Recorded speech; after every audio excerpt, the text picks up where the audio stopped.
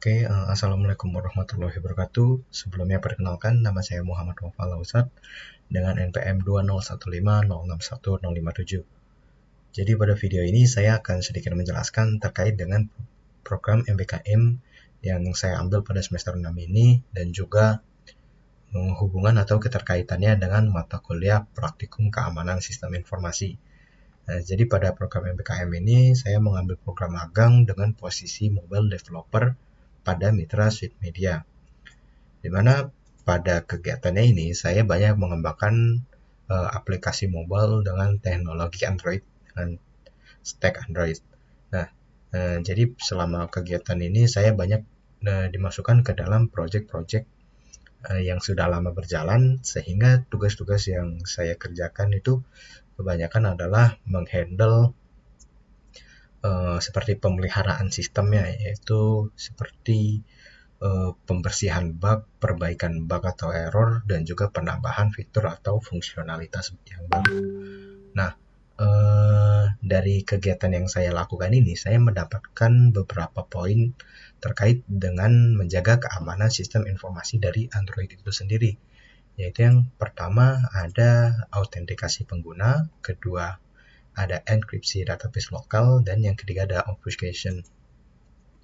Nah, jadi yang pertama itu ada autentikasi pengguna. Nah, tentu dengan adanya autentikasi pengguna ini membuat sistem kita hanya dapat diakses dengan pengguna yang sudah terautentikasi atau sudah login. Nah, pada penerapan autentikasi pengguna ini biasanya dapat dengan metode seperti login menggunakan email, login menggunakan Google account, Facebook, Twitter, atau yang lainnya. Nah, untuk penerapannya sendiri, kemarin kebanyakan untuk autentikasi ini dihandle oleh backend, sehingga dari tim Android, dari sisi Android itu hanya perlu meneruskan input yang diberikan oleh user. Nah, namun terdapat beberapa yang memerlukan ekstra penyesuaian seperti yang menggunakan Google account, Facebook, atau Twitter, di mana biasanya di sini menggunakan bantuan dari Firebase. Nah, jadi pada Firebase itu terdapat layanan authentication yang mana memungkinkan kita untuk menambahkan layanan login seperti menggunakan Google account, Facebook, dan juga Twitter. Nah, dari sini biasanya penerapannya pengguna yang menggunakan login dengan metode Google, Facebook, dan Twitter di sini akan dihandle langsung menggunakan layanan Firebase, namun tetap akan dikirimkan ke bagian backend untuk dilakukan validasi. Nah, kemudian apabila sudah terautentikasi, di sini kita dapat melihat contohnya bahwa apabila user yang telah terautentikasi itu baru dapat menggunakan layanan dari sistem kita. Nah, seperti contohnya pada di sini ada aturan yang dibuat.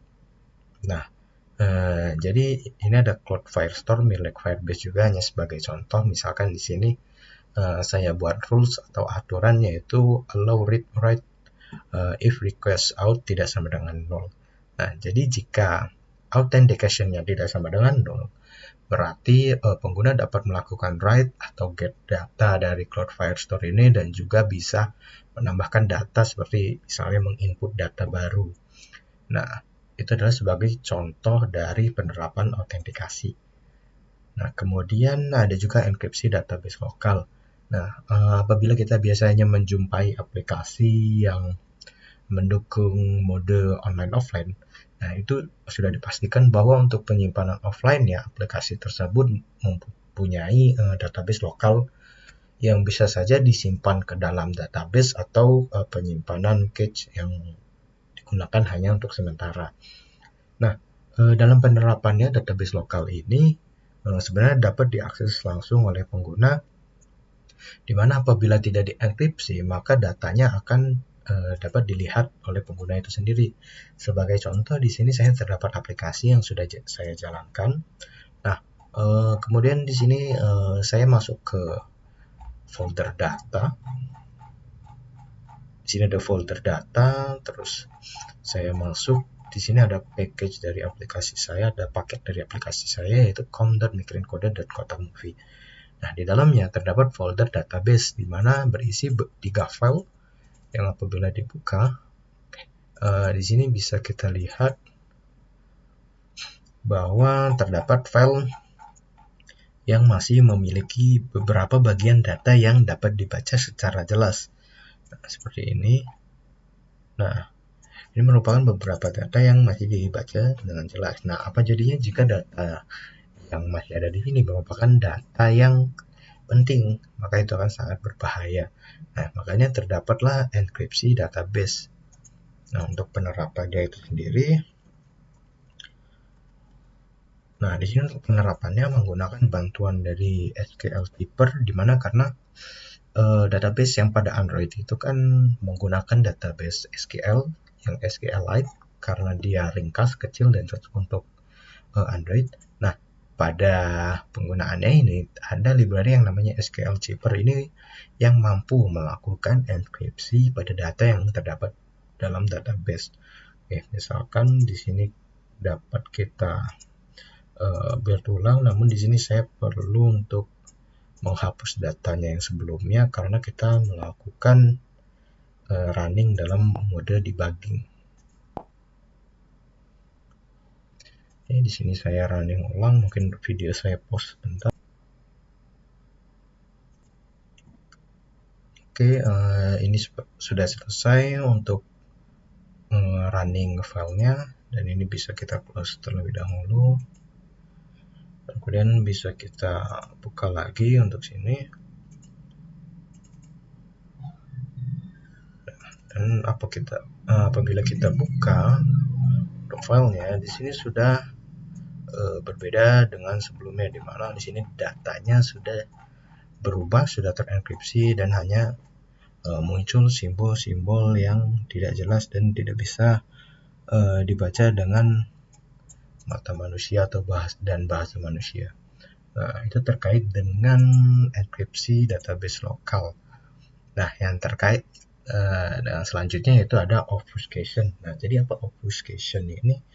Jadi obfuscation ini merupakan teknik untuk mensimplify atau membuat sederhanakan kode. Jadi sebelumnya mungkin saya masuk dulu ke topik bahwa aplikasi kita yang sudah jadi itu bisa dibongkar ulang menggunakan teknik yang namanya decompile atau metode reverse engineering.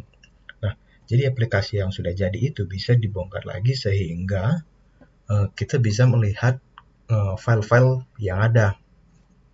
Nah, teknik dari obfuscation ini adalah membuat file atau data kode kita itu jadi lebih sulit untuk dibaca, sehingga ketika aplikasi kita dilakukan proses reverse engineering atau decompile ini, maka pelaku yang melakukannya itu akan kesulitan untuk membaca kode-kode di aplikasi kita. Nah, sebagai contohnya, di sini saya sudah ada satu project yang sama, project yang sebelumnya, dan kemudian ada project yang tanpa obfuscation dan project yang dengan obfuscation. Nah, yang sebelah kiri ini adalah project dengan obfuscation.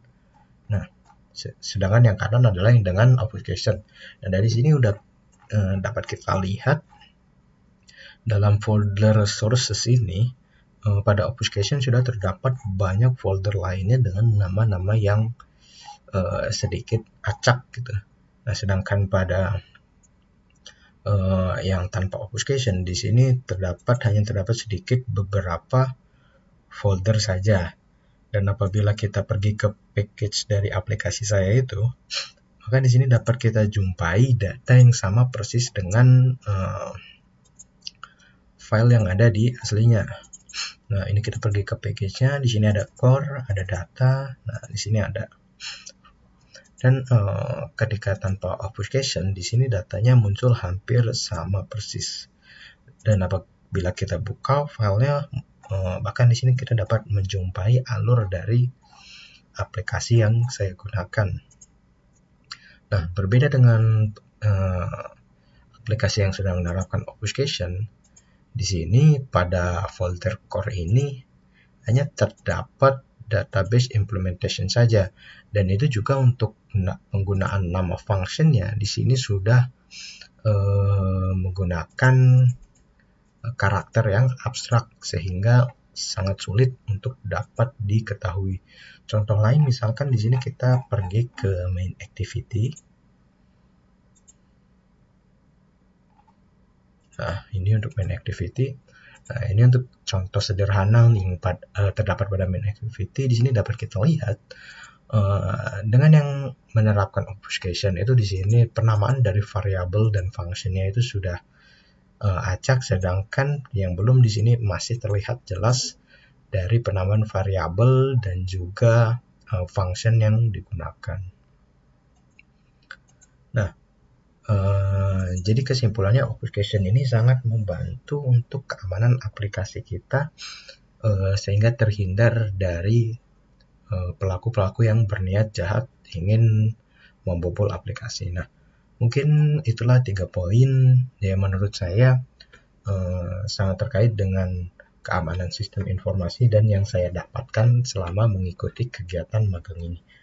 Jadi kurang lebihnya saya mohon maaf. Saya akhiri. Wassalamualaikum warahmatullahi wabarakatuh.